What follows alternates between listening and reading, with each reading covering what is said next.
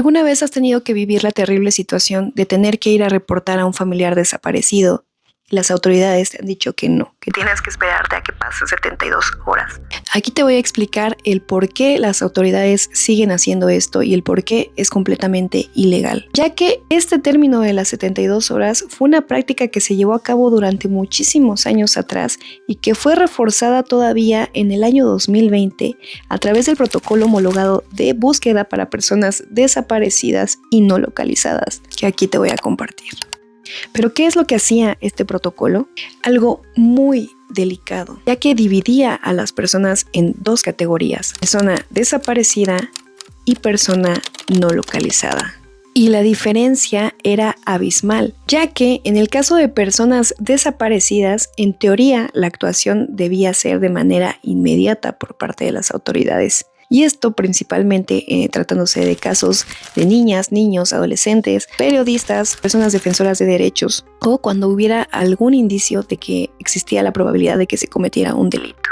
Sin embargo, en el caso de personas no localizadas, ahí la situación era muy distinta, ya que se les consideraba a estas personas que no debían ser buscadas de manera inmediata porque no había indicios de algún delito.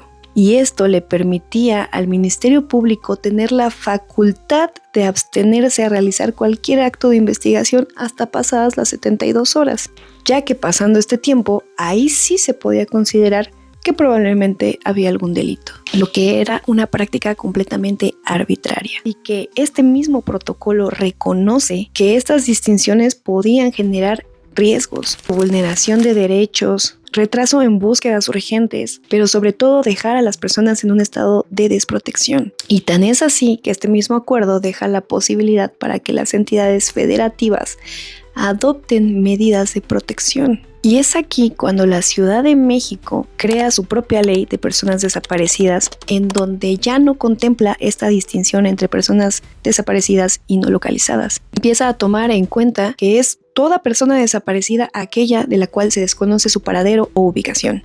Y de igual manera adopta el concepto de búsqueda inmediata como acciones de búsqueda que se tienen que hacer de manera oficiosa, sin dilaciones y con celeridad. O sea, con rapidez. Porque si no sabes en dónde está la persona, la tienes que buscar de manera inmediata. Pero es aquí donde posteriormente entra el cambio más importante, ya que el 15 de julio del 2025 se reforma la Ley General en materia de desaparición forzada de personas y desaparición cometida por particulares.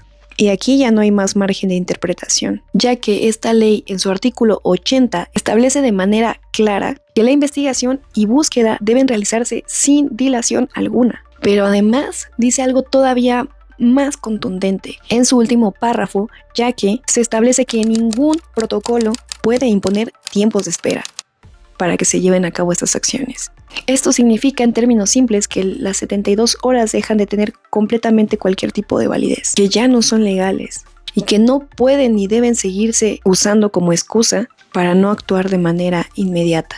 Además, en esta misma ley obliga al Ministerio Público de que se te asigne una carpeta de investigación, que se dé aviso de manera pronta a la comisión de búsqueda, de que se activen acciones de búsqueda inmediata. Pero claro, lamentablemente todo esto se sigue quedando en la teoría, ya que recientemente, este 15 de abril del 2026, a menos de un año de que se realizaron estas reformas, una chica llamada Edith Guadalupe salió de su casa ese mismo día dirigiéndose a una entrevista de trabajo, en donde tiempo antes de entrar al inmueble donde la habían citado, compartió su ubicación en tiempo real a uno de sus familiares. Y obviamente al pasar el tiempo y ver que Edith no regresaba a casa, sus familiares decidieron de manera inmediata dar aviso a las autoridades, porque sabían en dónde se encontraba, sabían que Edith no había salido del lugar en donde tenían su ubicación. Y aún así, a pesar de tener estos indicios, el Ministerio Público les dijo que no, que se tenían que esperar a que pasaran estas 72 horas. Y 2 días después, lamentablemente, Edith fue encontrada sin vida en ese mismo edificio donde la familia tantas veces externó que ahí se encontraba ella. Pero lo más grave no es el desconocimiento por parte de las autoridades correspondientes sobre estas reformas que se hicieron, sino que inclusive teniendo pleno conocimiento del Código Nacional de Procedimientos Penales, el Ministerio Público sabía que tenía la facultad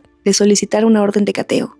¿Por qué? Porque había indicios suficientes para solicitar que se entrara en el inmueble, ya que la familia no se quedó sentada de brazos a esperar que las autoridades investigaran. Ellos mismos recabaron videograbaciones en donde confirmaron que su familiar había ingresado a ese lugar. Y aún así, la autoridad no solicitó esta orden de cateo, que debe resolverse en un plazo no mayor a 6 horas. Horas, no días. Y aún aunque un juez de control se negara a autorizar esta orden de cateo, el Ministerio Público podía haber apelado esa resolución, y esa resolución se tiene que resolver en un término no mayor a 12 horas. Y asimismo, por si no fuera el colmo con este caso, también tenía la facultad, la autoridad, de solicitar una medida de vigilancia de acuerdo al artículo 285 del Código Nacional de Procedimientos Penales. Esto para evitar precisamente una evasión de la justicia, o sea, que se dieran a la fuga, para proteger evidencia y asegurar el lugar, situación que en ningún momento pasó. Por ello, es muy importante que sepas que las autoridades ya no pueden seguirse excusando en este tiempo de las 72 horas, porque ese tiempo puede marcar la línea entre encontrar a la persona con vida o no. Y si has sido víctima de negligencias por parte de las autoridades en este tipo de casos, contáctame y con gusto estaré apoyándote.